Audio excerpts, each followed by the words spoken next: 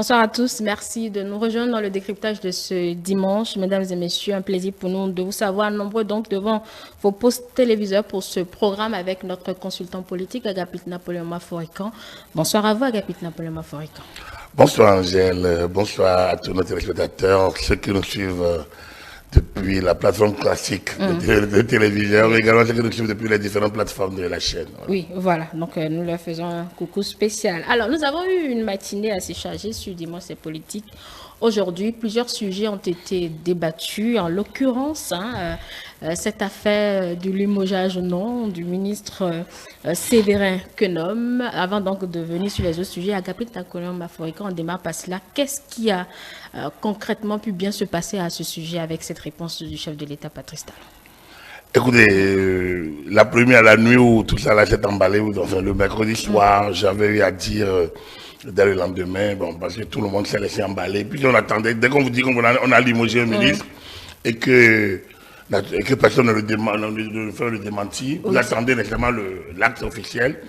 Et donc, je disais que si dans la journée du jeudi, l'acte officiel n'intervenait pas, c'est comme s'il n'y a pas un événement.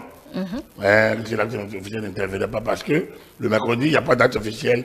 Le jeudi, j'attendais cela pour pouvoir opiner à nouveau. Parce que vous ne pouvez pas opiner sur un tel acte sans lire les motifs. Est-ce qu'on l'a remplacé ou on l'a limogé? Il y a deux choses. Oui. Limogé, c'est qu'on dit telle personne a relevé de sa fonction. Ou bien telle personne est chargée d'assurer l'intérim. Bref, il y a toujours des formules pour montrer qu'on vous a remplacé. Et je disais justement que, par exemple, Mme Présidentio Claudine Afiavi avait été remplacée. Elle n'avait pas été limogée. En tout cas, même si c'était un limogeage, ça a été alors bien voilé, parce qu'on a nommé à sa place une autre personne. Donc le chef de l'État qui a la haute main sur les nominations a décidé de vous nommer. Il décidera de vous remplacer. C'est lui qui en est le chef. Tant que vous n'avez pas un mandat particulier. Donc il est le maître de votre mandat, il est le maître de votre cahier de charge. Et donc en la matière, il n'y avait pas de raison qu'on spécule. Moi j'estime qu'on spécule trop sur des choses qui ne nous concernent pas. Oui, il ne faut pas balayer du revers de la main. Il y a eu un flottement au niveau de la communication. Oui, c'est ce que je voulais vous dire. La réponse du porte-parole du gouvernement n'a pas vraiment arrangé les choses. Il n'a pas dit oui, il n'a pas dit non non plus. C'est vrai, mais moi, je ne voudrais pas m'occuper que du porte-parole. Je pense que quelque chose a mal tourné au niveau donc de l'appareil gouvernemental, donc de sa communication. Bon, il s'est fait que le porte-parole est le chef de la communication gouvernementale, donc du coup on peut dire que quelque chose a mal tourné. Mais je sais, administrativement, on n'a pas toutes les mains non plus. Est-ce que lui seul, si ça ne tenait qu'à lui, n'aurait pas déjà démenti le soir là même? Parce que c'est ce qu'il fallait faire. Oui, puis sans information, c'est que c'est plus ou moins confirmé. Nous parlons du gouvernement. Absolument, oui. Nous parlons du gouvernement. Nous parlons de postes. Lorsque vous dites qu'un ministre est limogé, c'est tout un blocage dans l'appareil. Lui-même, il est bloqué systématiquement. L'appareil est bloqué, même si il avait l'assurance qu'il était encore là, mais il ne sait pas ce qui va se passer dans les secondes à venir. Et ses collaborateurs. Donc, ça aurait pu, le démenti aurait pu se faire. Déjà la nuit. Dès les premières heures où l'information a été balancée. L'information a été balancée, c'est ce qu'il n'y a pas eu de fumée sans feu, sans doute. Justement. Il y a pu y avoir peut-être une sorte d'annonce, peut-être. Et après, le chef a pu se raviser aussi. Ça dépend. Vous savez, dans une famille, dans une équipe, dans un groupe, il y a plusieurs situations qui arrivent. Il y a plusieurs états d'âme par lesquels chacun passe. Ça dépend. Donc, mais ce qui n'a pas marché, c'est un peu ça. Je pense que du côté des médias, dès le deuxième jour, les doutes auraient pu commencer. Les médias sont restés, chacun avait dans son commentaire. Autant on peut comprendre que le premier jour, qui ne dit mon consent, autant on peut commencer par... Le deuxième jour aussi qui ne dit mon consent. Non. Les médias aussi ont un devoir de connaissance. On a sur nos plateaux aujourd'hui, par exemple, le rédacteur en chef du matinal disait avoir joint quand même des personnalités qui ont des informations plus ou moins crédibles qui confirmaient toujours cette information. On ne peut pas dire qu'il a manqué de faire, par exemple, son travail à Agapit Napoléon Maforican. Tant qu'il n'y a pas un acte, pour nommer un ministre, il faut un acte. Oui, pour le nommer. Est-ce pour le... Il y a un acte pour le faire partir. Absolument. Absolument. Là où vous êtes. Dans tous les cas. Dans tous les cas. Dans tous les cas, quand le chef de l'État te dit, même DG, même toi je vais te virer. J'ai remplacé moi, Madame Tobola. Oui. Le SG prend l'acte. Le chef ne signe plus. De nomination de Non, remplacement. on peut dire, le président de la République décrète Madame Tan est relevée de sa fonction. Ok. On peut voir, non? Oui. Ça dépend toujours de la forme qu'on veut donner à l'acte. Bien sûr. Est-ce qu'on peut la relever ou on peut la remplacer? Vous comprenez? Oui. Donc, mais entre le moment où il a dit et le moment où il signe l'acte, il peut changer de position. Si les gens font la fuite, au moment où il a dit, s'il ne signe pas l'acte n'est pas valable. Il faut sa signature. Donc, on doit faire beaucoup attention. Donc, aujourd'hui, avec les infos de l'information, avec la manière dont l'information circule, oui. Nous devons faire beaucoup attention. Parce que, autant, celui qui produit l'information doit faire attention. Donc, comme je vous l'ai dit, tu as une faille au niveau du gouvernement. Forcément, oui. Mais ceux qui relayent doivent faire aussi attention. À partir du moment où on a fini par relayer, parce que nous sommes dans l'info de vitesse, il faut y aller, tout le monde a annoncé, et c'est parti d'une radio qu'on sent et qu'on sait. Assez sérieuse, oui. Voilà, mais même des grandes chaînes internationales se trompent. Donc du coup, la radio a dû avoir le scoop. Mais il y a une autre radio que je sais que depuis quelque temps annonce ces informations, mais qui n'a pas annoncé. Donc du coup, on fait attention, parce qu'on va vous regarder, est-ce que de l'autre côté, la radio l'a annoncé? Ça n'a pas annoncé, donc ça c'est le travail que le journaliste doit faire. Et le doute doit commencer. Alors moi, j'entends encore des confrères des journalistes dire que non, il y a des fumées sans feu, non, c'est pas encore clair, non, c'est confus. C'est là que je dis, mais là, quelque chose ne va pas chez eux. Non, mais... Le journaliste... Vous savez, s'il n'y avait pas eu cette conférence de presse, par exemple, le chef de l'État n'aurait jamais réagi. Peut-être il sur a cette information. Il devait situer l'opinion sur... Il n'a pas tranché. Il n'a pas tranché la question. Il a, lui, c'est pas lui qui nomme. Non. Donc il a des limites. Normalement, il ne devrait pas. Non, le chef d'État n'a pas besoin de communiquer sa pensée avec lui. C'est des fonctions séparées. Lui, il est le porte-parole du gouvernement. Peut-être qu'il a entendu des fuites aussi, comme tout le monde, qui sait. Mais il n'a pas vu passer quelque chose. Faut-il aller interroger le patron s'il a relevé ou pas? Si le patron a envie de répondre. Parce que le patron peut ne pas non plus trancher aussi dans sa tête. Le patron peut prendre son temps. C'est comme vous voyez. Vous savez, moi j'adore le football. Regardez, parfois un entraîneur décide de remplacer un joueur. Il prend la feuille, il inscrit même. Et puis, une phase de jeu, et il se rend compte. Parfois même le juge assistant est informé. Et au moment de passer, on dit non, de continuer. Vous savez, il se passe dans la tête de responsable beaucoup de choses. Et il passe par beaucoup d'états d'esprit. Donc, on doit comprendre ça. Et les médias sont à un niveau carrefour pour ne pas être des êtres robotisés, mais des êtres dynamiques. Moi, je n'accule pas les confrères. Mais je dis, faisons un peu attention parfois. Ne fonctionnons pas comme les réseaux sociaux. Là, c'est un tas d'ordures. C'est un foutu. Autrement, on fera très vite le mélange. Voilà. Donc, ce qui s'est passé, tout le monde a sa part de responsabilité. Je pense que quelque chose a dû se passer. Vous savez, je suis le premier à dire que nous avons été habitués au remaniement ministériel. Après la mise en place du Parlement. Mais que Patrice Talon n'était pas obligé. Je l'ai dit avant que lui-même le dise. Mais il va le faire un jour, ça lui plairait. Nous l'avons dit. Oui. On peut retrouver les bandes. Bien sûr. Qu'il va le faire le jour où ça lui plairait. C'est lui qui est le chef de l'État. On dit qu'il est le chef du gouvernement. Il nomme aux gens, les membres du gouvernement, il fait ses attributions, mais fait leur fonction. Mais il est libre de faire quand il veut. Quand il dit qu'on ne cherche pas une équipe qui gagne. Tout le monde sait. Une équipe qui gagne, on l'a dit, je suis sur notre plateau. L'équipe qui gagne, on peut remplacer les joueurs. L'équipe est en bloc. L'équipe n'a plus gagné. Hein. Si. L'équipe en place, si elle a vraiment gagné, on ne change plus de joueurs. À quel moment c'est que l'équipe a gagné? À la fin du match. Le match n'est pas terminé. Le résultat? Non, le résultat. L'équipe qui gagne, c'est l'équipe qui mène au score. Oui. Mais le match n'est pas terminé. Et pour maintenir le score, pour éviter que l'autre égalise, pour éviter que l'autre prenne on peut remplacer les joueurs défaillants. Ça, c'est au cours du match. Oui, mais si le match a été terminé, on ne dirait pas l'équipe qui gagne. C'est l'équipe qui a gagné. Jusqu'au moment où il parle, l'équipe a gagné selon lui. Non, l'équipe est en train de gagner. Il a pas dit en train. Non. La sémantique est importante. Justement. Absolument. Et je vous ramène à ça. Il n'a pas dit on ne change pas une équipe qui a gagné. Qui gagne. Donc, quand on dit qui gagne, nous sommes encore dans un présent qui se poursuit dans le futur. Bon. Le présent. Ça, c'est votre volet d'analyse.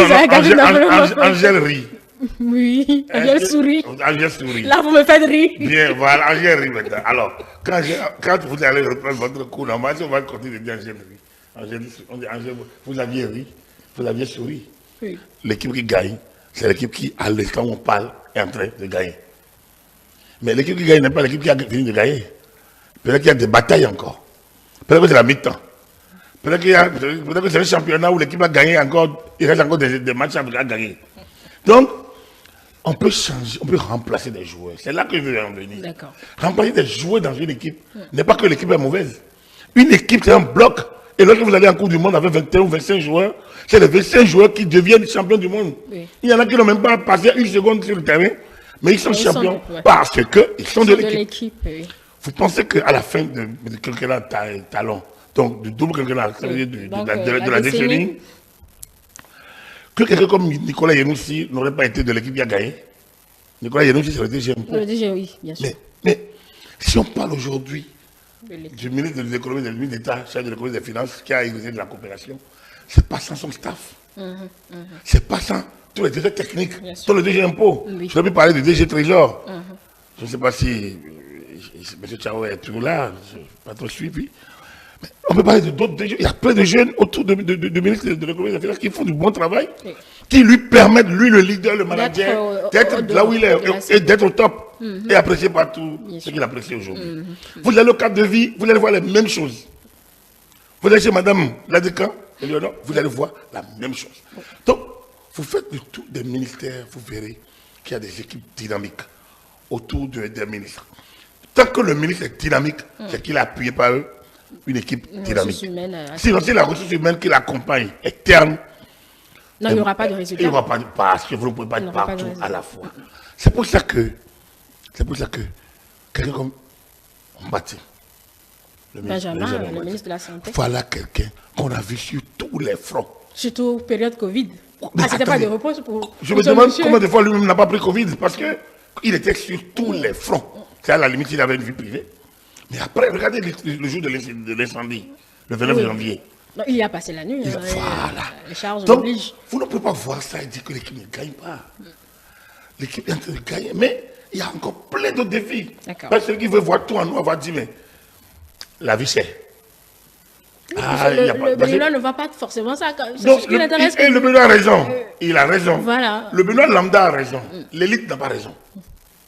Le Benoît lambda, lui, a raison. Parce que lui, il n'est pas dans les méandres de la terre. Mais ceux qui ont été des hautes affaires, qui connaissent comment c'est difficile.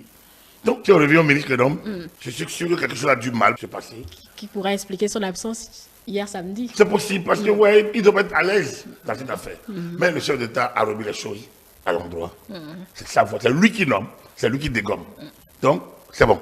Ça ne veut pas dire que demain, il ne changera pas.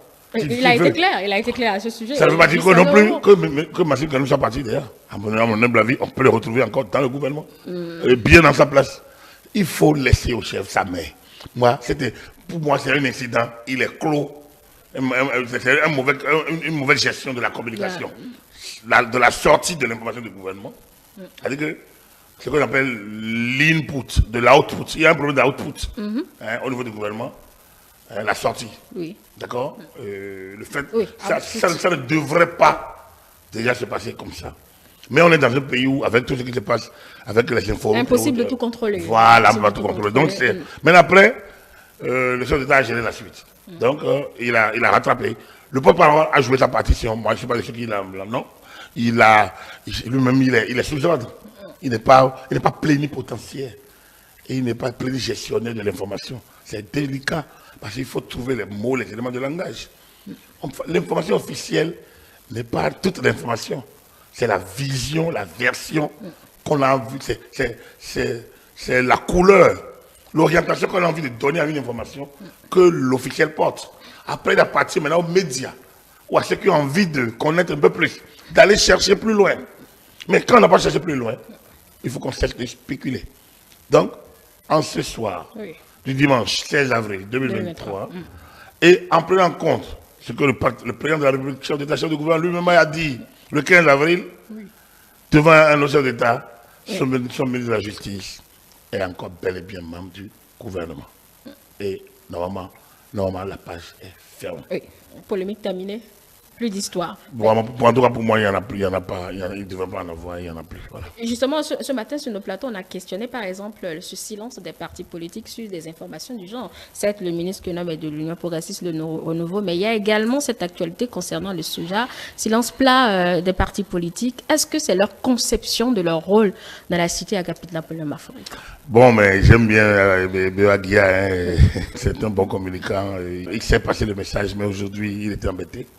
Il était d'autant plus embêté qu'il était, à mon humble avis, je pense qu'il n'est peut-être pas comptable de ce qui se passe dans les partis, mais étant... Non, il est passé à côté. Il est passé à côté. Il est passé à côté.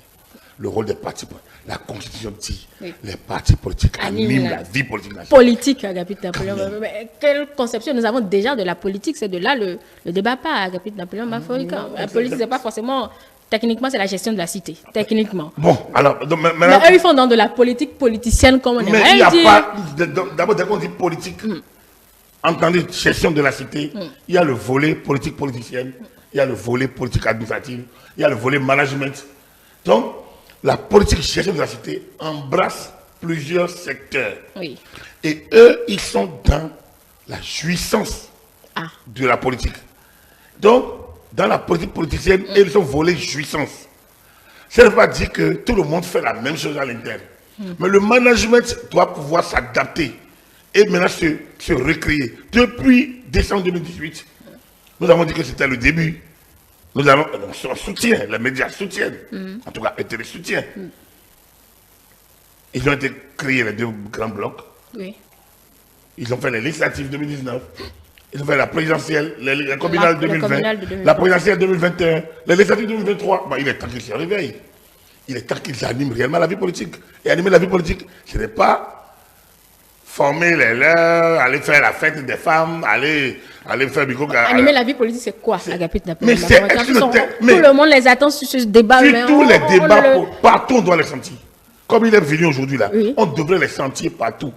Et comme je dis, les médias les prennent sans rond, ils ne payent même pas pour y aller. Donc, on ne leur demande que d'aller. Moi, nous ici, à télé, ils n'ont pas besoin de payer pour venir. Ils n'ont qu'à venir animer la vie politique. Ça veut dire quoi? Ils nous invitent, ils invitent les médias pour conférence de presse. Personne ne leur demande de payer pour y aller.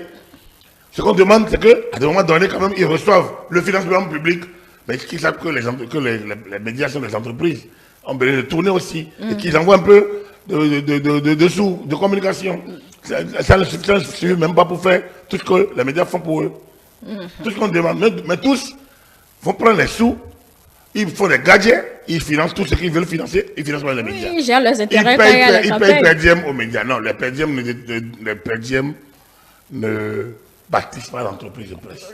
L'entreprise n'a qu'à suspendre alors, le per diem est demandé que on oui, le fait officiellement. En tout cas, moi, ça a été ma vision du matinal à ici, que normalement, les per diem n'ont pas besoin, n'ont pas raison d'être. C'est l'entreprise qui doit accueillir les sous et donner l'information de la communication. Mais il y a des moments où on n'a pas besoin de communiquer, on a besoin de l'information. Parce que l'information n'a pas besoin d'être payée. On ne paye pas l'information. L'information arrive et on gère. Ça veut dire quoi? Lorsque l'histoire du Kajou arrive et les médias appellent, normalement, un politique, il doit pouvoir répondre systématiquement. Ici, parfois, on va dire oui, d'accord, le parti va communiquer sur le sujet. Mais si eux-mêmes ne maîtrisent pas, justement, pour communiquer, il faudra savoir, avoir l'information. Si eux-mêmes ne maîtrisent pas le débat, comment ils le feraient? Et c'est là que je prends mon ami Béaguia au mot. Ils sont des ministres qui animent le gouvernement. Bien sûr. Oui. Au nom de leur vision d'animation de la vie politique, de leur impératif, de leur devoir d'animer la vie politique, ils doivent demander les informations. On ne leur demande pas de donner l'information du gouvernement. On leur demande d'aviser. À ce niveau du débat, nous ne sommes pas encore en mesure d'avoir nous n'avons pas encore toutes les informations. Nous vous en parlerons dès que c'est possible. Oui, bon. Donc, vous voyez, ce qu'on attend, c'est pas qu'on aille nous donner des informations. Des exclusivités. Voilà, moi, de conseil des ministres, il ne siège pas au conseil des ministres, c'est le ministre qui siège. Et le ministre qui siège selon la discipline du gouvernement et non selon la logique du parti. Donc, on ne peut pas attendre d'un ministre d'aller raconter au parti tout ce qui se passe. Il y a l'exigence, l'obligation de réserve sur certains sujets. Donc, moi, je ne demande pas aux partis politiques de dire ce qui se passe au conseil des ministres, de raconter les coulisses de ci ou de ça, mais animer la vie. C'est que lorsque Les démocrates font confiance au peuple pour dire que bon, telle personne est gardée arbitrairement, est kidnappée. Et ils se taisent, On doit avoir la réplique. Parce que c'est faux. Mais c'est leur Mais opinion. si on dit qu'on doit les libérer, qu'il faut qu'on les libère, moi, je me tais. Enfin, je me dis, oui, il y a plusieurs manières pour les libérer. Et il n'y a que rien ne vaut la liberté. Rien ne vaut la liberté. Bien sûr. Mais quand on dit qu'ils sont kidnappés, tel est kidnappé, tel est... Et c'est dit même pas quelqu'un comme Boni Yahi. Il écrit. Et demande aux agents pénitentiaires de faire de la désobéissance. Ah, là, il dit non. Le silence est coupable. Le silence n'est pas responsable. Et ça, mais du berger à la bergère, ça ne va pas faire cacophonie aussi. Mais c'est ça, animer la vie politique. Ah. C'est pas d'être... On n'en est pas habitué. Hein. C'est pas des invectives, mais c'est des réponses. Je ne dis pas... Vous savez, le français nous donne assez de mots. Oui. Hein, pour animer les lexiques. La même chose, mais... Assez de variantes. Hein, pour que notre lexique politique soit mieux, selon qu'on soit bien éduqué ou bien qu'on vienne de la rue. Oui. Vous voyez, quand l'autre parle, on sait que bon, il vient d'ici. Et quand l'autre parle, on sait que non, lui, il est en 4 millions où papa et maman jouent un bon rôle. Donc, chacun doit utiliser le langage de son éducation. Et la vie politique, animer la vie. Je ne me demande pas que tout le monde parle comme Azanaï. Je ne demande pas que tout le monde comme Mélenchon. Lui, au moins, il anime. Oui, anime la vie politique. Comme Mélenchon. Je ne demande pas que tout le monde parle comme, comment il s'appelle, Kovi. Bertin Kovi. Vous voyez, eux, ils sont dans leur contexte. Ils ont une manière de lever la voix, d'animer. Mais les PCB sont là. Ils ne parlent pas tous les jours, mais ils publient un mensuel. Enfin, un hebdomadaire ou un match. Alors, plusieurs, eux, ils animent la vie politique à leur manière. Mais eux ne participent pas à l'animation de la vie politique. Ils ne participent pas à la gestion de la cité. Oui. Mais ils donnent de la voix, ils disent ce qu'ils pensent. Un parti politique doit vivre tous les jours. Là, mais... Parce que c'est ça animé. Il y a toujours des débats de la cité. Il y a des questions. C'est l'affaire de Sodia. Oui. Quand même méritait qu'il y ait une sorte de veille permanente pour apporter l'information contre la... Oui, parce que surtout là où quand ça commence à intoxiquer, voilà, face à la désinformation.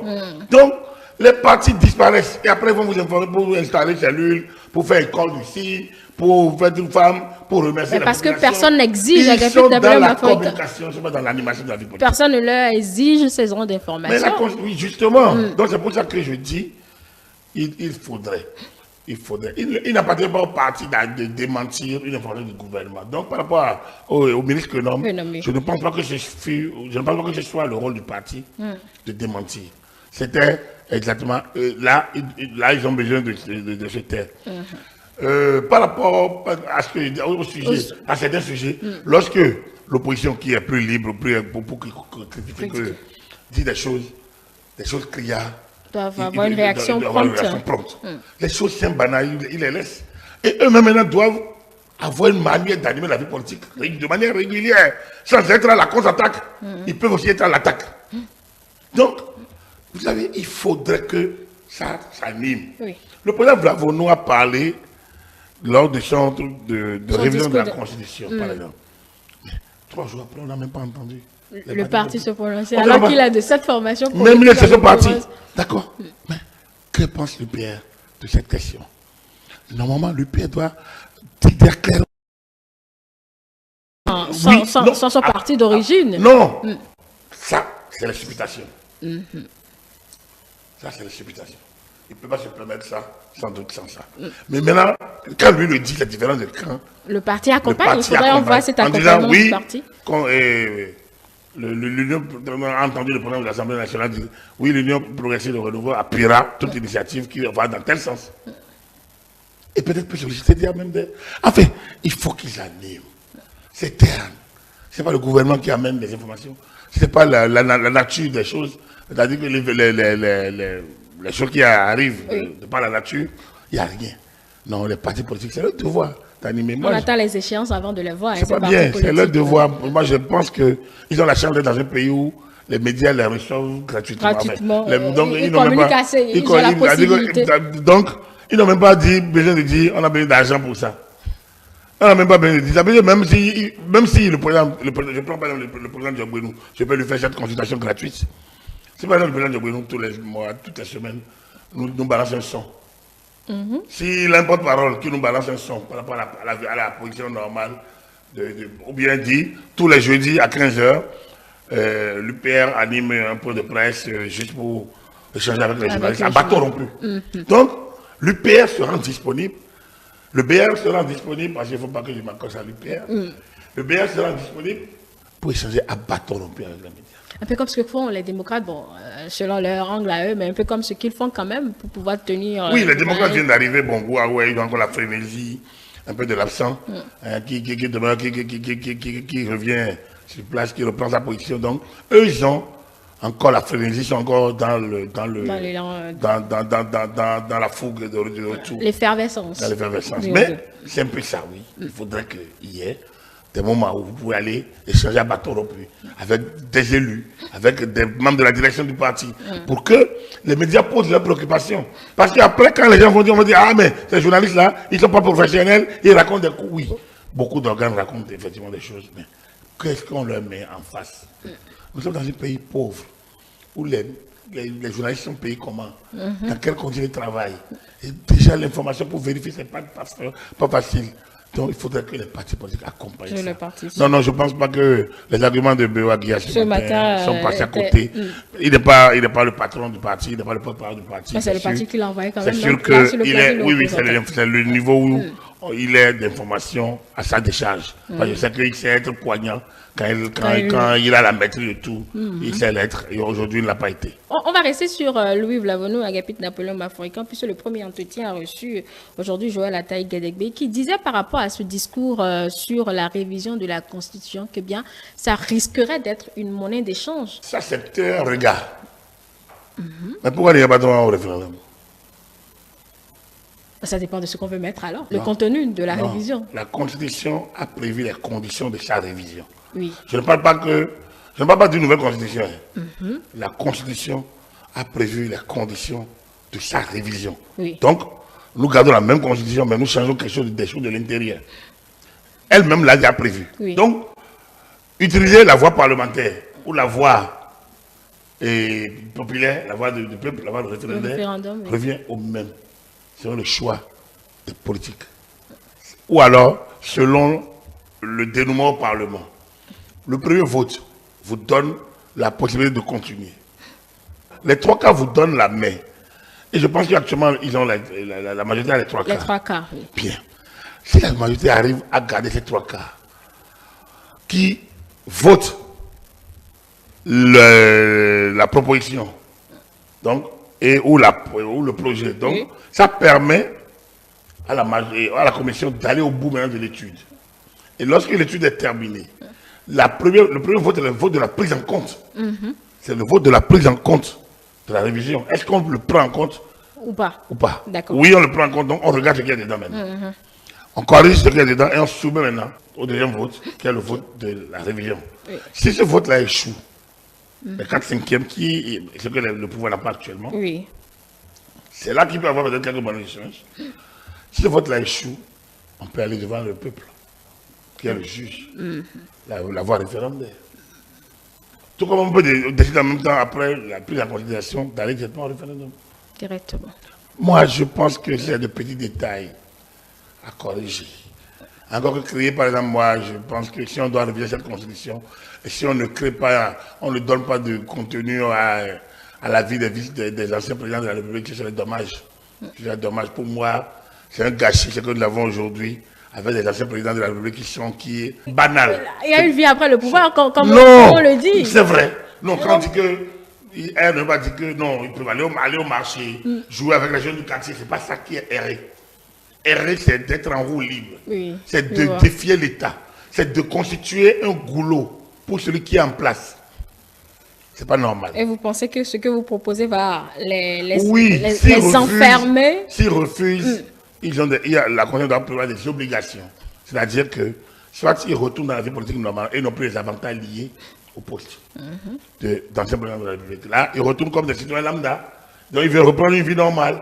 Mais s'ils reçoivent les émoluments dus à l'ancien président de la République, quel qu'il soit, ils doivent respecter un certain nombre de choses. Donc l'obligation de réserve. C'est pas normal. Il ne peut pas être considéré comme un ancien président de la République Mais ils connaissent cette obligation de réserve, Mais, justement. non, mais rien ne les oblige. Ne les oblige. Rien ne les oblige aujourd'hui. Donc, quand vous voyez un président de la République qui va au marché, qui dit non, que lui n'est pas d'accord, donc, par exemple, soulever le peuple. Quand vous voyez un président de la République qui dit, bon, moi, j'ai été président de la République, telle décision n'est pas bonne, je demande aux gens, aux militaires, de ne pas exécuter. Attends, c'est pas le rôle de l'ancien président de la République. C'est un appel au soulèvement. Oui, c'est du désordre. C'est du désordre, exactement. Donc, ce qu'on peut attendre d'eux, pour moi, il faut qu'ils déplument un peu la Cour constitutionnelle. Et qu'il y en a un peu trop. Et le fait que la Cour en ait trop embrouille, même parfois les membres de la Cour eux-mêmes. Oui, certaines décisions. Pour moi, le fonctionnement régulier des institutions de la République, le fonctionnement régulier et l'arbitrage de certains conflits internes ne doit pas, quand ce n'est pas lié au texte, ça doit passer par le Conseil des anciens présidents. Et le Conseil prend sa décision, et bien le soumet à la Cour constitutionnelle qui doit, pour avis conforme. C'est-à-dire que quand le Conseil des présidents donne l'avis, la Cour doit peut-être valider. Ou alors carrément on transforme ce Conseil des présidents en institution de la République qui s'occupe de l'arbitrage, de la régulation. Donc, ça devient alors un conseil de médiateurs. De médiateurs, oui. Et avec comme arme de combat, avec comme instrument à expérimenter et à valider l'arbre à palabre de nos anciens. Nous devons apprendre à utiliser l'arbre à palabre dans le temps moderne. Il est encore temps que les anciens puissent faire asseoir les plus jeunes. Que celui qui revient d'un voyage puisse s'entourer de ceux qui veulent démarrer le voyage ou qui l'entament ou qui le poursuivent en disant venez les jeunes. Moi je suis ancien parce que je viens de voyage que vous l'avez. Moi j'ai vu, vous n'avez pas encore vu. Voilà les précautions à prendre. C'est-à-dire sur quelle décision ils peuvent orienter. Et prendre même sur la régulation, leur décision peut n'être sujet d'aucun recours par exemple. Ça dépend de l'achat. Pour ce qui est sûr, c'est que le président Talon a proposé, quand il a rencontré le président Yahi, il a parlé d'un camp de concertation. Moi, je pense que ce camp de concertation, il faut l'institutionnaliser carrément pour que ça puisse s'imposer à tous, mais dans le cadre d'une régulation de la vie politique. Mais c'est créer un budget, quand on sait que ça se fait, pas de manière formelle, d'accord, mais c'est créer encore un budget à Agapit Napoléon Maforika. Le médiateur, ils vont hériter du budget du médiateur de la République. Et le médiateur. Oui, du coup, donc là, on le rase. Oui, on enlève. Son rôle n'est pas probant. Je ne parle pas de celui qui est là, de manière globale, de Albert Teboy à Yonofon, par exemple. Le rôle n'est pas probant. Ils essayent de donner un contenu à leur travail. Ils travaillent, pas qu'ils ne font rien. Mais non. Mais quand même, le chef de l'État, en nommant le nouveau, a quand même donné un autre rôle, une autre dynamique à cette... Il faut qu'il le transforme, il faut qu'il le constate dans un acte législatif. Sans acte. Sans oui, voilà. Justement, donc, comme on le disait. Voilà, donc il n'y a pas d'acte. Donc le médiateur sait qu'il ne peut pas aller plus loin. Je pense qu'il faudrait peut-être ça. Il y a beaucoup de choses. Cette révision peut permettre d'aller, de moderniser notre constitution pour dans les 20-25 ans prochaines à venir, le temps que la nouvelle génération se saisisse, s'en saisisse et essaye donc de l'adapter aux défis. Les gens qui ont crainte, je dis, mais pourquoi avoir crainte? Même l'affaire du troisième mandat. Vous savez ce qui fâche. Même affaire du troisième mandat. Même le verrou de deux mandats. Il sert à quoi? Il va falloir qu'on en discute à un moment donné, d'accord, mais il faudrait faire ce travail psychologique sur... On ne peut jamais aller à la révision de la Constitution sans en discuter. Il faudrait qu'on en discute. Donc, vous parlez de monnaie de préparer psychologiquement, justement. Non, il y a plein de motifs qui ne sont jamais préparés. C'est clair. Non, attendez, vous savez... Oui. Nous consommons de l'Occident sans faire attention. On est prêt à adopter les lesbiennes, les gays, que d'accepter les polygames. C'est ce qui est dramatique. Bon, non, c'est pas normal. On a des changements au développement, non, vous savez. C'est pas normal. Non. Autant nous ne pouvons pas consommer des modèles extérieurs et banaliser nos modèles. Nous sommes dans un cas où on est des acculturés. On n'est pas des acculturés. Nous-mêmes, nous faisons apatride. On n'est plus nous-mêmes. Or, les autres ne nous acceptent pas. Donc, on est de nulle part. Il faut éviter ça. Il faut que nous commencions par valider nos postulats. Et aujourd'hui, avec les évolutions de l'information, comme je l'ai dit, nous devons être nous-mêmes. Moi, je suis sidéré par l'exemple. Ouais, le président Kagame est passé. Oui. Les gens parlent des relations de Kagame et Talon. Non. Il faut déjà parler de Kagame et le Bénin. Et le Bénin. Il y a Boni en a fait un modèle, presque. D'accord. Boni en a fait presque un modèle. Boni a invité Kagame pour parler à des jeunes au palais des congrès en 2011 ou en 2012, qui ont parlé à des jeunes du développement de modèles rwandais. C'est dire qu'aujourd'hui, le Rwanda est force d'admiration. Mais il y a 30 ans, ce pays a connu le génocide. Le génocide. Ce pays était totalement à terre. Pointé du doigt. Devait se relever. Pointé du doigt. Tout le monde sait Rwanda, Rwanda, Rwanda. Personne ne croit en Rwanda. Aujourd'hui, ça fait bonheur que vous prendrez Rwandais. Je ne leur fais pas la publicité. Ça fait plaisir que vous irez apprendre les modèles d'anticorruption contre la corruption là-bas. C'est un pays qui a fait énormément d'efforts. Chaque président mérite d'aller faire un pèlerinage au Rwanda pour comprendre comment en Afrique on peut se relever de situations aussi difficiles. Mais on l'a fait comment? Apprendre, on n'est pas contre. Mais vous savez comment le Rwanda en est arrivé là, si Kagame est là jusqu'à ce moment. Mais je suis là. C'est là où vous venez justement. Je sais très bien. Mais comment est-on arrivé là? Ce n'est pas en mimant l'Occident. Et d'ailleurs, l'Occident a 50 ans. La France, il y a 20 ans, était encore au mandat de 7 ans non renouvelable une fois. Mais pourquoi ce qui a pu être possible en France ne doit pas être possible en Afrique? On va réinventer les Béninois? Ça, c'est la question. Non, moi, ce que je dis, ne veulent pas. Ce que je dis, quel Béninois? Vous avez fait un référendum? Ce n'est pas les intellectuels, la poigne d'intellectuels. Ouais, quand maître Migandi, troisième mandat, tout le monde crie, même les constitutionnalistes. Mais le constitutionnaliste, c'est que c'est possible. On dit non, que la Cour constitutionnelle a pris une décision. Quelle décision? Ça, c'est dans le cadre de la Constitution de 90. On peut changer de Constitution. Oui. On peut changer de Constitution. Et l'affaire de plus de 2 mandats de chaque ville va sauter. On vous demandera ce que vous faites de l'alternance. Mais ça, c'est le Bénin qui choisit. On prend, c'est notre Constitution. On a vu Roosevelt dans fauteuil roulant. L'Amérique n'a pas aimé, l'Amérique a changé. Sinon, le mandat n'était pas limité. Alors, pourquoi on pense que ce qui est possible ailleurs, que les nègres ne sont pas possibles en mesure de le faire, qui sont que des émotifs? Oui, c'est vrai, je dénonce l'émotion nègre, c'est vrai, mais quand même, nous arrivons à un niveau où on peut se copier un peu les autres. Faisons un peu d'effort, ayons un peu de courage. Et le Rwanda, c'est le courage. Moi, c'est à l'élite alors qu'il faut parler. Le Rwanda a ce courage. Et les progrès que nous saluons dans le Rwanda n'auraient pu jamais advenir s'il n'y avait pas une stabilité d'un système qui fonctionne, qu'on peut dire ce qu'on veut en dire. Ça positionne le Rwanda. Le pays se développe. Il s'est mis d'ailleurs à l'anglais, un pays francophone, un pays d'abord qu'on a arraché aux Allemands après la Première Guerre mondiale, confié au mandat belge, si je ne me trompe, et qui est un pays francophone et qui est passé maintenant à l'anglais. Vous voyez, Kagame qui parle très bien français, qui dirige aujourd'hui la francophonie, c'est une Rwandaise. Oui, Mushiki Wabolo. Voilà. Et pourtant, on parle de la francophonie.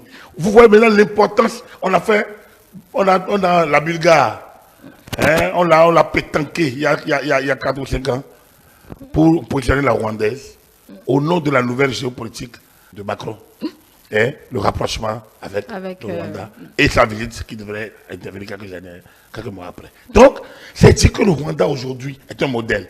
Mais comment est-il devenu modèle? C'est ça que les Béninois doivent. On ne peut pas prendre le passif et l'actif et laisser le passif. Le passif. Les gens disent oui, c'est un modèle, mais il ne faut pas que quoi? Qui est mort? Et qui a tué qui? Ça doit avoir ses inconvénients. Tout système, on nous montre pas tout. On ne fait pas d'omelette sans casser les yeux. C'est peut-être les inconvénients concrets. Même notre système ici a d'inconvénients. La paresse, qui travaille. On va droit de l'homme, droit de l'homme, droit de ci, droit de ça. Même les intellectuels, ils s'attendent même pas. On ne va pas banaliser le droit de l'homme. Je ne peux jamais banaliser le droit de l'homme. Et le Rwanda ne banalise pas le droit de l'homme. Et l'Arabie Saoudite ne banalise pas le droit de l'homme. Ils ont leur modèle. Notre modèle, que nous, des gens sont en prison et qui n'ont pas été jugés. Ils sont en détention préventive depuis des décennies. Et ils sont là. Le modèle qu'on dit droit de l'homme là. Ils sont là. L'Amnesty International n'a jamais engagé sur ça. Ils sont dedans. Les avocats les ont abandonnés. Ils sont là. Il y a des dénonciations. Il y a des Et dénonciations pourtant, notre prison qui a conçu pour 400 personnes, qui dans la prison de Cotonou. J'ai même une maison d'arrêt, c'est pas une prison techniquement. Merci. C'est une maison d'arrêt. Mais la prison qui est là pour 400 et qui y vit maintenant près de 3000, 2500. C'est une logique. De quelqu'un comme moi va s'étouffer et mourir. C'est vite fait. C'est ça qu'il faut regarder. Est-ce qu'on est vraiment un pays de démocratie? Oui. Mais démocratie, comment vous voulez bâtir une démocratie? Vous pensez que si on a les moyens, on va construire de nouveaux... Regardez le peu que le gouvernement fait depuis 10 ans en matière d'infrastructure, même pénitentiaire. Oui. Le gouvernement ambitionne, a des ambitions. Mais il faut déjà que nous travaillions pour avoir les ressources. Donc, si le pays se développe, les conditions de vie vont se développer. Les prises en charge vont se développer. La question pénitentiaire va se régler d'une certaine manière. Moi, je suis contre la prison. J'estime que la prison, c'est pour les criminels de sang. Ceux qui ont tué. Mais en dehors de ceux qui ont tué, les autres, il faut trouver le mécanisme pour qu'ils payent. Pour qu'ils payent. La prison ne peut pas être pour tout le monde. Pour le petit délinquant, le larcin, le grand délinquant, le voyou, le criminel de sang. On ne peut pas mélanger tout ça ensemble. Ce n'est pas normal. Mais nous avons hérité de ça. On n'a pas encore changé ça. Dommage. Donc, au lieu que les gens s'attaquent à la criette, on devrait s'attaquer plutôt à la prison. Pas, tel qu'on dit la prison, c'est le principe. Et donc, demander peut-être qu'on se retrouve au cours de forats, de grandes rencontres, de conférences, pour penser comment faire payer les délinquants. Délinquants primaires, délinquants de délit, criminels. Et les criminels aussi, quel type de crime? On doit pouvoir voir. La prison n'est pas un bon lieu. La prison est mauvaise. Mais quand on a fait le dit ça, je reviens au Rwanda. C'était la constitution qui nous a amenés à... Je reviens au Rwanda pour dire, honnêtement, si on a envie de grandir, le pays de Bénin, ce qui s'est passé, la visite de Paul Kagame devrait nous faire réfléchir. Aujourd'hui, là où le Rwanda est, nous pouvons aussi l'être. Nous sommes un peuple de travailleurs. Les Daoméens sont connus comme des travailleurs, comme des intellectuels, comme des gens qui ne reculent devant rien. Et l'histoire de nos Amazones est là pour montrer comment nous savons faire. Mais mimer les autres, faire des choses que nous ne maîtrisons pas, raconter, passer le temps sur les réseaux sociaux, à s'injurier, tirer au gouvernement, commencer par mettre la rue contre le gouvernement qu'on a élu soi-même. Tout ça ne nous fait plus inventer. Et vivre, laisser des universitaires qui doivent être au laboratoire venir raconter la théorie de la gouvernance alors qu'ils ne sont pas à la gouvernance, pose un problème. L'universitaire est dans son laboratoire. L'agrégé, il encadre des doctorants, il est au laboratoire. Il doit nous fabriquer plutôt des théories qui doivent être expérimentables par le politique. Or, aujourd'hui, tout le monde parle gouvernance. Tout le monde est devant. C'est parce que vous leur refutez le droit d'opiner, Agapit? Non, ils sont choisis. Moi, j'ai choisi d'être professionnel. Je suis sur mon terrain professionnel, journaliste. Je suis dans la communication. Je suis dans l'analyse politique. Je suis dans la formation. J'étudie. Je continue d'étudier toujours. J'estime que je ne suis pas universitaire parce que je veux être sur le terrain professionnel. Mais l'universitaire doit nous produire la doctrine, la science, qui doit nourrir l'homme politique. Ce dont nous parlons là devrait avoir été théorisé. La démocratie à l'occidental, est-ce que c'est ce qu'il nous faut? C'est quoi limiter un mandat de 5 ans une fois? C'est quoi? Ça veut dire quoi concrètement? Tout le monde n'a pas le même destin. L'Europe, qui nous en apprend, n'a pas le même système. L'Allemagne, qui a connu 2 guerres, qui a été traînée dans la boue, s'est remise comme la première puissance européenne, mais en travaillant dur et en ayant son système différent du système francophone, du système français. Le système français qui est un système semi-monarchique. Aujourd'hui, vous voyez ce qui se passe en France aujourd'hui, où l'Assemblée nationale vote, où on marche. Mais c'est où le centre? L'Assemblée n'a pas voté. Si vous parlez de la loi sur la retraite, c'était pas... forcing, vous savez. Il y a eu 2 motions de confiance, il y a eu 2 motions de défiance qui ont été rejetées. Ça vaut validation du gouvernement. Ça vaut poursuite du système. Le 49.3 est un article de la Constitution française. Oui, mais on sait que c'est un peu ça. Il n'y a pas de on sait. C'est là la tricherie des intellectuels. On sait que. Non. Non, mais c'est l'explication qui est donnée. En mathématiques, toute théorie qui est toute théorie qui est utilisée pour aboutir à une fin devient, on valide. Lorsque vous avez une expérimentation et vous montrez votre raisonnement théorique, selon la théorie que vous avez prise jusqu'au bout, on ne peut pas dire oui, mais. On ne peut pas vous dire oui, mais. En politique, lorsque vous appliquez la Constitution, on dit non, oui, mais. C'est pas une science figée non plus.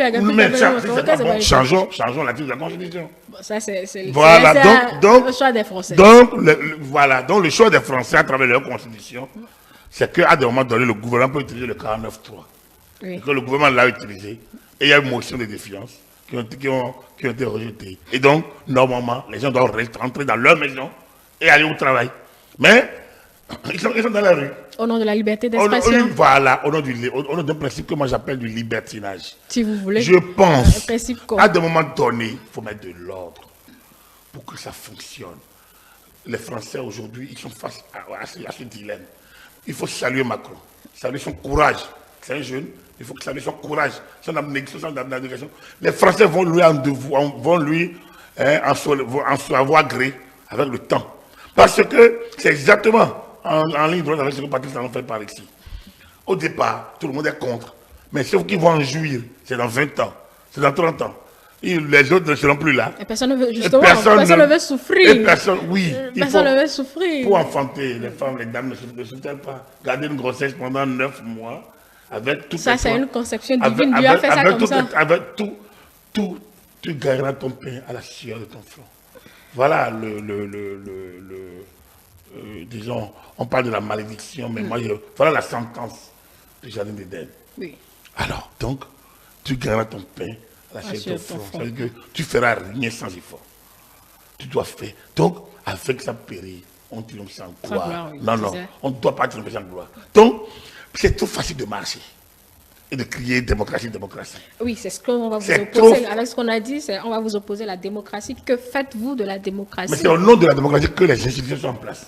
Que fait-on des institutions en place? C'est là la question. On les respecte. Non, mais si on les respecte. On laisse faire leur boulot, leur devoir. Donc si on les respecte, c'est eux qui sont là. On a mis des échéances pour que si ça ne plaît pas à quelqu'un, lors des échéances, on les remplace. Mais pendant le temps qu'ils sont là, tant qu'ils sont dans leur pouvoir, dans le respect des textes en vigueur, on doit chasser ceux qui sortent pour dire qu'ils contestent. Ces systèmes où on dit, bon voilà, la contestation, les gens ont le droit de contester. Non. Ça veut dire qu'on met, si les gens ont le droit de contester, l'autre a le droit de se mettre au pouvoir. Parce qu'on ajoute. Non, j'ai encadré. On ajoute. On va pas dire. On ajoute des choses à ce qui n'a pas été prévu. La manifestation est régulière. Donc, quelqu'un qui veut faire une marche, mais sa toupée vieux brûlée. Ça dégénère, oui. C'est le vandalisme. Qui est puni d'ailleurs. Donc, la considération, c'est de ça que moi je parle.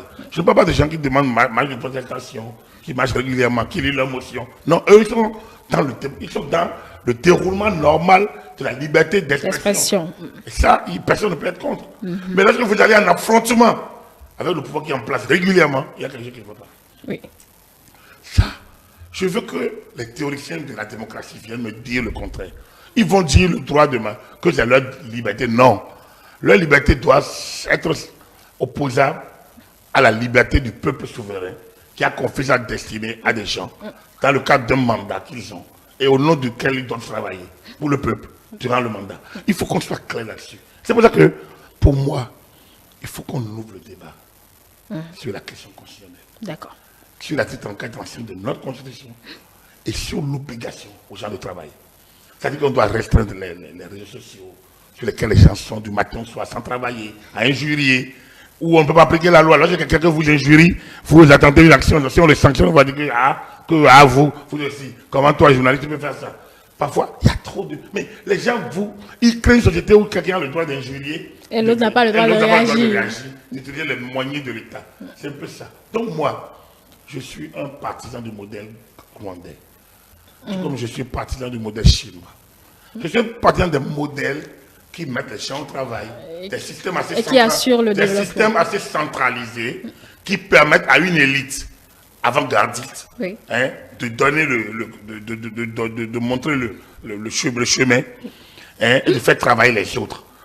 Avec les mesures de régulation nécessaire. Oui. Vous regardez la Chine, vous ne pensez pas que le système soit un système où le Xi Jinping a tout le pouvoir. Non. Il y a le Sur les droits de l'homme, comme vous le dites, il a tous les pouvoirs. Non, il n'a pas tous les pouvoirs. Vous ne connaissez pas le système. Vous ne le connaissez pas. Il n'a pas tous les pouvoirs. Donc, nous devons choisir nos modèles. Moi, je connais le mien. Et si le Bénin a envie de se développer, Patrice Talon peut en arriver là où il est. Oui. Vous avez vu comment il a pu évoluer à pas de charge. Vous voyez déjà comment les partis politiques sont ternes. Ils donnent immobilisme à l'action. Ils ne comprennent pas ce que fait. Déplorable. Alors, qu'est-ce qui va se passer après 2026?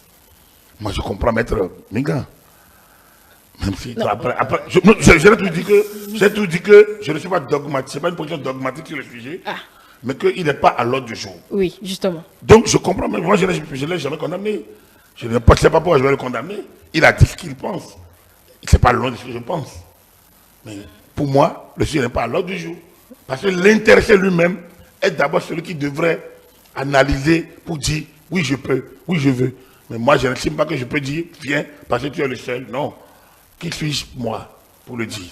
Voilà la différence. Oui. Donc, c'est une petite nuance entre Maître Mingan et moi. Mais je ne serai pas le premier. S'il faut un seul derrière Mingan, pour ne pas le laisser seul, je vais me mettre. Non, d'accord. Voilà. Pas publiquement, j'espère. Hein, pour créer encore la polémique. Moi, je ne l'espère pas. Non, alors, votre ouverture, moi, me permet... En disant, bon, mais en me concernant, ça dépend de celui dont on parle. Puisqu'il n'y a que lui seul pour savoir. Mais j'estime que, à terme, aujourd'hui ou demain, il va falloir quitter ces histoires de mandat, de si où il y a certains pensent qu'il peut penser à la place de l'autre. Je pense, il y a des hommes providentiels. Quand Dieu vous les donne, il faut les garder. Il faut utiliser. Qui t'a forcé. On ne fasse rien. Ouais, je vous ai dit que notre constitution a prévu les moyens de sa révision. Pourquoi des gens vont bloquer encore ces moyens-là? C'est ça la tricherie. C'est ça la tricherie. Tous les mécanismes qu'on a mis en blanc pour bloquer, c'est la tricherie. Si le peuple est souverain, on le laisse souverain. Avec les mécanismes qu'on a inventés en 90. Si on retouche sans vouloir amender la constitution, on bloque, c'est qu'on a triché avec la constitution de 90. Et quand j'entends les constitutionnalistes eux-mêmes le dire, je dis c'est des tricheurs. C'est pas normal. La chose, elle est présentée au peuple, justement, comme vous le dites. Si on va au référendum, Agapit, avec les idées qu'on a émises là, c'est pas évident que ça passe. Hein. C'est vous qui dites. Je n'affirme pas. Malgré tout ce que vous dites. Je n'affirme pas.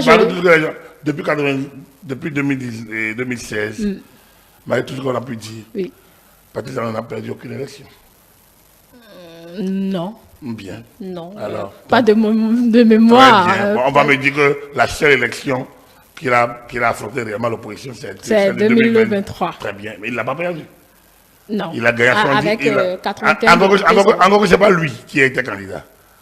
Alors, voyez, si à un moment donné, ça ressemblait quand même à une présidentielle. Non, oui, c'est Yahi. À un moment donné. Non, c'est Yahi qui était sur le terrain, ce n'est pas lui.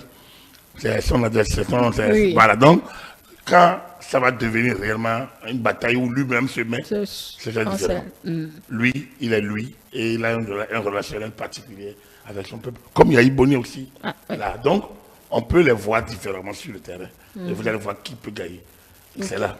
Mais, pour moi, la bataille ne doit pas être celle-là. Ce n'est pas une affaire de constitution, du troisième mandat. Pour moi, autant je n'ai pas de position dogmatique, autant je n'ai pas de fixation là-dessus. C'est le béninois. Il faut qu'on fasse le béninois au travail. Il faut qu'on l'éduque au respect, à la lecture de la constitution, à la lecture à la compréhension des mécanismes et qu'on lui apprenne qu'on ne triche pas lorsqu'on est dans le cours du jeu. C'est pour ça que je prends toujours les lois. Comment une institution comme la FIFA nous en impose et qu'au niveau de Nations Unies, au niveau de nos organisations, au niveau de nos pays, on ne peut pas avoir des textes qui nous en imposent. Pourquoi on nous a fait à chaque chose, on va dire droit de l'homme, quand le type est même en faute, on dit droit de l'homme. Donc, je pense qu'il faudrait que nous puissions apprendre à travailler, à respecter nos lois, tant qu'elles sont votées. Voter nuitamment ou en plein jour, c'est une loi. Tant que les règles sont, tant que la loi est promulguée, tant que la loi passe le contrôle de constitutionnalité et est promulguée, publiée, ça devient une autre loi. On doit apprendre à la respecter. Pour moi, c'est ça. Après, ce n'est pas moi qui vote. Je ne suis pas tout d'accord avec tout. Mais je dis, je ne suis pas d'accord avec ce que tu dis. Je me battrai pour que tu aies le droit de le dire. Oui. Ça veut dire que nous devons prendre cela. C'est ce que nous n'avons pas. Chacun veut que ce qu'il pense soit ce que tout le monde pense. Et alors, si on est dans ce schéma, pourquoi on pense que celui qui a été élu, lui, pour agir, que ce qu'il pense ne peut pas être la loi, ce qu'il doit faire? Qu'il le pense dans les règles préétablies, c'est tout le problème. C'est que justement, c'est en raisonnant les règles qu'ils le pensent, et les gens, ceux qui ne passent par d'autres règles qui n'ont pas été établies, imposent de nouvelles règles, comme la contestation, par exemple, des intellectuels. Ils sortent là de nulle part. C'est pas au Bénin, c'est le système des années 2000, voilà, du XXe siècle, où le modèle de la rue, la contestation, le droit de contester l'altermondialisme, des trucs comme ça là, sont venus perturber l'égrégore naturel de la gouvernance de la démocratie. On ne va pas réinventer non plus la roue. Non, on ne va pas la réinventer, mais alors il faut rectifier la démocratie. Il faut la rectifier parce qu'on amène des théories nouvelles comme la contestation, comme la place de la rue, et donc du coup on perturbe le système. Parce qu'il y avait le mandat, et le mandat a échéance pour mesurer votre capacité, pour que le peuple vous donne à nouveau son crédit. Alors, donc on a perturbé l'égrégore. Il faudrait maintenant donc rectifier le système. Sinon, on est dans un système de tricherie total ambiant, et où celui qui est élu devient en même temps la cible de meutes, des gens qui n'acceptent pas leur défaite. Et on va toujours aller de crise en crise. C'est pas normal. D'accord. La dernière question sur laquelle on va finir, parlant justement de cette révision de la Constitution, il y a une question qui a agité quand même l'opinion. Le qui le dit, Agapit Apollon Maforika, est-ce à lui ou au chef de l'État de le proposer? Les députés ont concurremment les statuts de loi. Comme jusqu'à la Constitution, la loi fondamentale. C'est une loi. C'est une loi. Donc, qu'elle soit constitution ne fait pas d'elle non, c'est une loi, c'est la loi fondamentale. Tant qu'elle a prévu les manières de la réviser. Oui. Donc l'initiative peut être parlementaire. D'ailleurs, la dernière révision, elle est parlementaire. La révision de 2019, elle est d'initiative parlementaire. Bon, on savait que c'était l'initiative du chef. Il n'y a pas de... Vous savez, moi je suis formaliste. Ça peut être fait dans la chambre constitutionnelle de l'État, qui a présenté ça. Oui. Donc, moi, c'est ceux qui ont présenté. Je ne veux pas savoir qui. Vous savez, je suis resté un peu au palais, sur Yahi, et je sais comment les lois des réformes, il y en avait 64 normalement. D'accord. Une bonne vingtaine, je connais, je ne sais pas si c'était des noms, je connais ceux qui étaient des gens, c'était un groupe qui travaillait, qui n'était pas nécessairement de leur position, ne devaient même pas être impliqués assez pour être impliqués. C'est la loi d'État. Oui. Vous avez des expertises. Vous êtes dans la Cour constitutionnelle, vous ne devez pas intervenir. Mais vous avez le temps libre, non? Vous mettez ça au service de la République. Est-ce que ça gêne quelqu'un? D'accord. Donc, l'essentiel est que ce qui est fait, qui est fait, soit au nom pour le bien du peuple. Et qu'on suive les règles du jeu, les règles établies pour y parvenir. Donc, le palais peut même faire ses propositions et pour aller vite donner à des députés. Ce qui est contre, c'est quand Biden va lire un discours, vous savez qui le lui écrit? C'est lui-même qui l'a écrit ou on le lui a écrit. Mais un discours qu'il lit est son discours. Oui. Quand Hollande lit quand le président Macron lit un discours, on ne peut pas savoir qui celui qui le lui a écrit. C'est la même chose. Quand le président Talon improvise, on sait que ça vient de son cœur. Oui. S'il y a un discours, on ne sait pas si c'est lui-même qui l'a rédigé. Mais ça devient son discours. On le citera aussi longtemps que ça existera. Donc voilà un peu, il ne faut pas aller chercher la bête noire quelque part. L'initiative de loi appartient concurremment aux membres de l'Assemblée nationale et aux membres du chef. Donc, ça peut venir de Vlavonou, de sa majorité, et il a dit les conséquences vont se faire en toute concertation. Bon, il a fait une ouverture. Maintenant, c'est à lui peut-être de décliner ça et de mettre en place les conditions pour que ça arrive. Donc, il appartient au Parlement de s'ouvrir, à la majorité présidentielle de s'ouvrir. Et il appartient à l'opposition de ne pas s'arc-bouter. En fait, j'utilise cette expression en lui. J'aime bien trouver, j'aime bien cette expression, s'arc-bouter. De ne pas s'arc-bouter. Et apparemment l'opposition semble bien accueillir cette annonce. Jusque-là, il n'y a pas... Alors, donc, essayons. Il n'y a pas de réaction contraire, peut-être qu'ils le feront, on sait rien. Essayons d'avancer et de voir comment ça va fonctionner. Mais les 2 ou 3 que j'ai entendus ne sont pas contre. Bien au contraire, ils attendent le pas. Il y va de leur intérêt aussi, ils ont leur intérêt dedans aussi. Oui, vous avez cité un caractère équilibré par rapport à ce que ça pourrait être une monnaie d'échange. Oui. Peut-être pas nécessairement. Ce dont vous parlez, les citoyens qui retrouvent leur liberté, peut-être que d'ici là, ils peuvent le recouvrir. Peut-être pas. Mais si moi j'ai une bataille à faire, si tu as la place, c'est de mettre en place le mécanisme pour qu'il soit vite libre. Il n'y a rien de meilleur. Après, peut-être d'autres choses pour ajouter. Mais se battre déjà pour les réalisations libérées. Mais si la maîtrise veut, ils peuvent attendre. Voilà, ils peuvent toujours négocier. Mesdames et messieurs, ainsi prend fait le décryptage de ce dimanche, que nous vous remercions d'avoir suivi. Vous pouvez le retrouver en nouvelle diffusion ce lundi, après le bulletin de la mi-journée. Vous pouvez également le retrouver sur l'ensemble de nos plateformes digitales. Mesdames et messieurs, merci de nous avoir suivis. E-Télé, avec vous, pour vous.